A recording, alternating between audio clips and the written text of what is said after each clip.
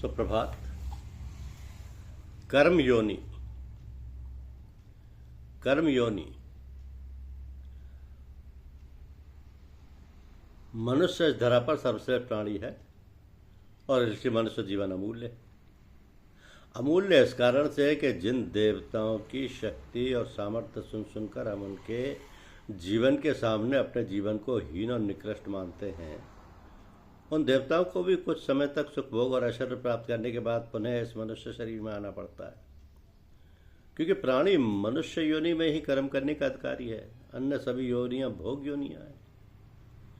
मनुष्य योनि में प्राणी कर्मों का भोग भी करता है और नवीन कर्मों व संस्कारों का सृजन भी। अतः मनुष्य जीवन पाकर अपने जीवन को सफल और सार्थक बनाने का प्रयास और प्रयत्न करना ही सबसे बड़ा पौरुष है। इसमें संदेह नहीं कि सभी प्राणी मनुष्य योनि में आकर भी मनुष्य कोटि में नहीं होते। बहुतों को वृक्षों के तुल्य, अनेकों को पशु तुल्य, कुछ को मनुष्य समान, किन्हीं को देव तुल्य और कुछ को ईश्वर तुल्य कहा गया है। ये सब कोटियां मनुष्य जीवन में स्पष्ट रूप से देखने को मिलती हैं। तो फिर आप अपने को उस तुलना में लाकर ये जानने और समझने का प्रयास करें कि हम किस कोटि में और हमारा लक्ष्य क्या है। हमें अपने जीवन को ईश्वर तुल्य बनाने का कितना स्वर्णिम अवसर प्राप्त हुआ है।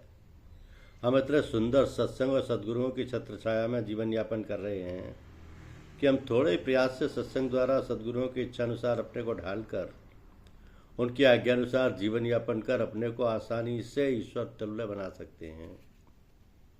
इसका सबसे सरल और सुगम उपाय यह है कि सद्गुरुओं से जितना अधिक संपर्क कर सकें करें। जितना ही हम उनका सत्संग करेंगे उतना ही हमारा उत्थान और उत्कर्ष सहज रूप से होता रहेगा। जिस स्थिति और अवस्था की हम कल्पना तक नहीं कर सकते वह स्वतः ही प्राप्त होती रहेगी।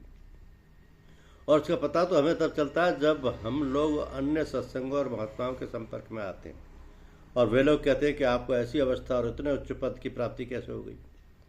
हम तो न जाने कितने वर्षों से कठिन तपस्या और साधना अभ्यास कर रहे हैं, लेकिन आप जैसी अवस्था की तो हमें झलक भी नहीं लगी।